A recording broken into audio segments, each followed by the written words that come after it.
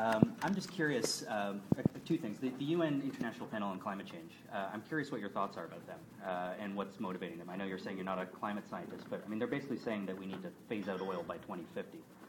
If that was true, wouldn't that make Canada's oil kind of the last to go in ethical standards, like, the transition location? And sorry, just one other thing real quick. Pretending I'm a conservative for a second, which, I'm probably the only guy without my shirt tucked in the room. Is there anything that the free market can't do? Like, why is it that we're, saying that we can't transition away from oil? If we believe that the free market can change absolutely everything, why not then believe that we can replace oil with something else? Well, I do believe we can replace oil with something else. I do. Just like we replaced whale oil and kerosene, and our trains no longer burn coal, except for, vintage amusement parks like Heritage Park. Just want to stand up for Heritage Park. I go there in petting zoos 3 times a week, let's be honest, it's my new job. But and I'm sure one day we will transition away from oil when we find something better that has less cost, less negative externalities, as economists would say. But the good news is until we manage to find that miracle fuel of the future, and Jimmy Carter's started working on that about 40 years ago. So I'm not really going to hold my breath for that. And certainly the Chinese and the Indians and the Brazilians and everyone else who wants 2 cars like we have, me and my family, they're not going to wait for the sci-fi to come true. But the good news is we don't have to wait for that quantum leap to a new technology. We can constantly improve. I gave you the example of 38% less carbon to make 1 barrel of oil. And that's just going to keep improving. The amount we burn in our cars is less than it was even 20 years ago. So we can make incremental improvements without waiting for the fantasy to happen. Just because we really, really, really want to find some mathematical or scientific solution doesn't mean it's going to happen. A lot of people have spent their lives in alchemy trying to turn lead into gold. Doesn't mean with just a few more gold funds. Forget green jobs. Let's have some gold jobs. We turn some lead into gold just with a stimulus package. It doesn't really work that way. I think we will stop using oil at a certain period of time. But that time isn't here yet. As the third world really industrializes, I think we're going to see a demand for 10 million barrels a day more than is demanded right now. And that's why I say if you want to be morally serious, it's not between oil and lithium crystals, or what's it called in Avatar, unobtainium. That's what it's called, unobtainium, which is actually a good name because we haven't found it yet, have we? If you want to be morally serious, you got to live in the real world.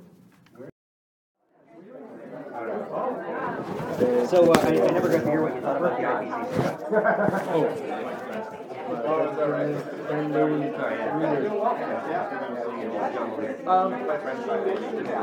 I wrote a whole book about them called Fight Kyoto, where I analyzed some of their studies, different drafts of their studies. I think right now they're under a bit of a cloud because of Rajendra Pachauri and some of his behavior. It looks like he's taking advantage of his position to profit. I think he's a crook and should go to jail. I think that the IPCC is, I read the treaty, I annotated it in my book by Kyoto, and I realized that it's not a serious treaty. No OPEC nation is covered, neither is China, India, or Brazil.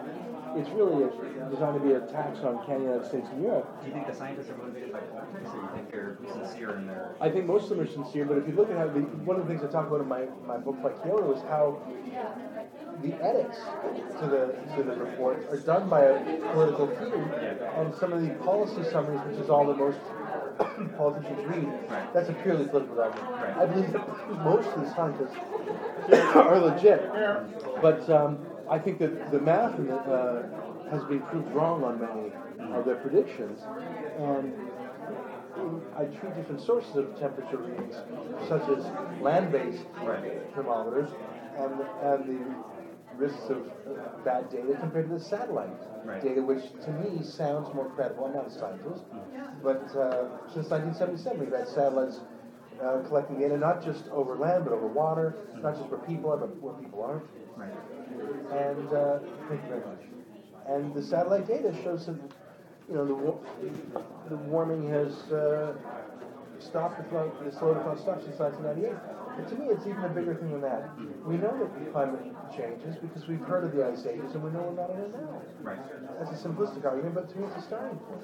I'd love to show you my book, Quite Kyoto, where I go really deep on this stuff. I noticed it all in And actually I go line by line through the treaty, like literally line by line.